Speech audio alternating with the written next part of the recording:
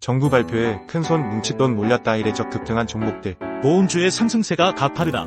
이들은 주가 순자산 비율 1대 미만인 저PBR주다.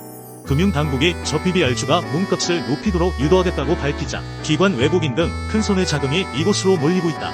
전문가들은 주주환원 가능성이 높은 종목에 선별적으로 투자해야 한다고 조언한다. 이일 한국거래소에 따르면 지난 24일부터 전날까지 코스피 보험지수는 21.74% 급등했다.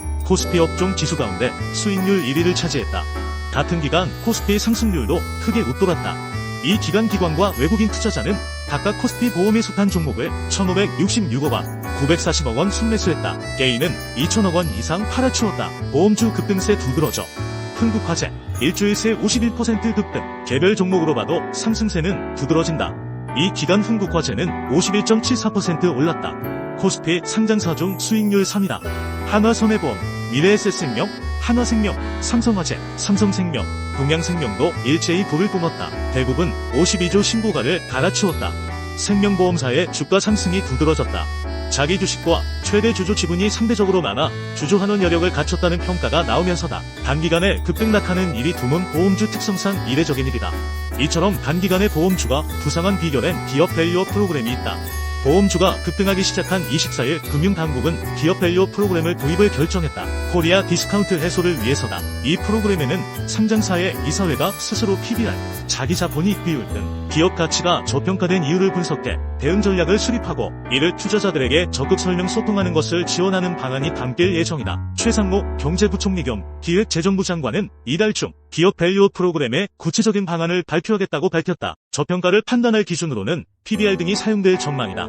PBR은 기업의 시가총액을 해당 기업이 보유한 자산으로 나눈 값이다. 회사의 시가총액과 회사의 자산 수준이 동일하면 PBR 값은 1배가 된다.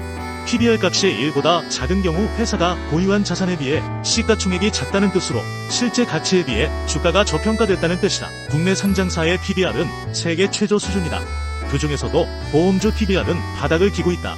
현대차증권에 따르면 지난달 말 기준 은행 업종 PBR은 0.3배, 생명보험은 0.2배, 손해보험은 0.4배다. 모두 1배에 미치지 못한다. 인현 친환투자증권연구원은 인구 구조의 한계로 보험사 성장성은 제한적이라며 새로운 국제 회계 기준 도입 후 해약펀드 금준비금 적립으로 주주환원 기대감도 약화해 보험주 PBR이 낮은 상황이라고 짚었다. 정책 수혜 가능성 큰 종목 위주로 목석 가려야. 전문가들은 이제 목석을 가려 투자해야 한다고 조언한다. PBR이 낮다고 무작정 진입하는 것이 아니라 정책 수혜 가능성이 크고 주주환원 의지가 있는 기업에 투자해야 한다는 뜻이다. 안영준 하나증권연구원은 주주환원 확대 여력과 의지가 높은 기업이 이번 정책의 혜택을 볼 가능성이 크다며 주주환원 여력은 자사주 비중, 자본 실적 안정성으로 판단할 수 있으며 주주환원 의지는 최대 주주 지분율로 가늠할 수 있다고 말했다. 하나증권은 삼성화재를 주간 선호 종목으로 꼽았다. 안 연구원은 삼성화재는 보험사 가운데 실적과 자본 안정성이 가장 우수하다며 신계약 보험계약 마진을 확보해 실적 성장, 배당 증가가 예상된다고 말했다. 목표가는 30만원을 유지했다. 신한투자증권은 메리츠 금융지주를 보험업종 내 토픽로 꼽았다. 저PBR주는 아니지만 주주 진화 정책을 꾸준히 펼치고 있다는 점에서다. 메리츠 금융지주는 2017년부터 지난해까지 총 5,600여억 원의 자사주를 매입 소각했다.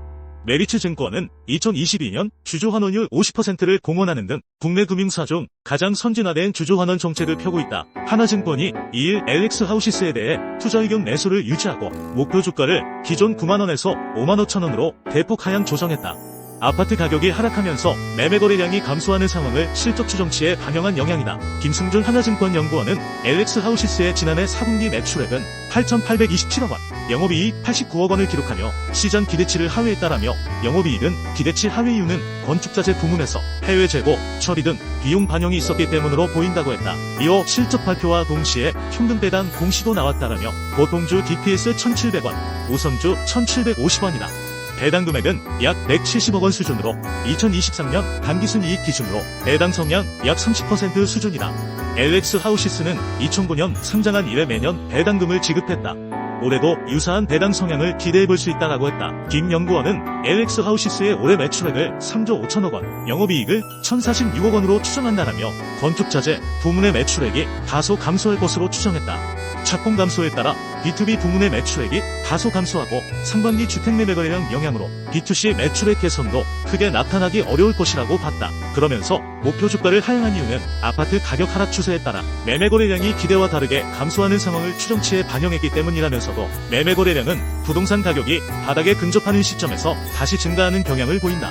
따라서 하반기부터 매매 거래량 증가가 나타나면 목표 주가를 재차 상향할 여지가 있다고 했다. 키움증권은 이일 딥노이드에 대해 올해 산업용 인공지능 시장 개화로 인해 본격 성장세를 보일 것이라고 분석했다. 오현진 키움증권 연구원은 이날 보고서에서 지난해 4분기 실적은 예상치 대비 하회했다며 회계 기준 변동으로 산업용 AI 수주 일부의 매출 인식이 올해로 이연된 것으로 파악된다고 설명했다. 그는 지난해 말 기준 산업용 AI 수주 잔고는 90억 원 이상으로 올해 실적 성장 가시성 높은 상황이라며 빅팩터리의 경우 지난해 10월 수주한 75억 원 규모의 공급 계약이 본격적으로 매출 인식될 전망으로 향후 글로벌 머신 비전 전문 업체와의 후속 수주로 인한 추가 성장이 기대된다고 분석했다. 또 딥시큐리티는 시장 선점을 통한 데이터 경쟁력을 바탕으로 적용처 확대를 주목해야 한다며 최근 관세청과 협업을 통해 마약 및 불법 물품 반입 차단 솔루션 구축을 진행하는 등 향후 세관 시스템과 연동해 통건 분야로 사업 확장이 기대된다고 전했다. 이어 그는 딥노이드의 올해 실적 전망은 매출액 197억 원, 영업이익 60억 원으로 전년 대비 각각 1238% 증가,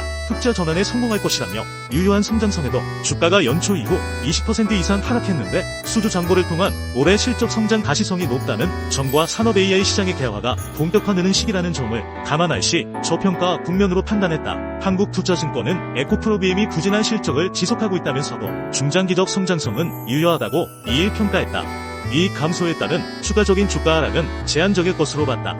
투자 의견 매수, 목표 주가 32만원을 유지했다. 에코프로비엠의 지난해 4분기 예상 매출액은 전분기 대비 30% 감소한 1조 2,600억 원이다. 같은 기간 영업 적자는 538억 원을 기록할 것으로 봤다. 시장 컨센서스를 하회한다.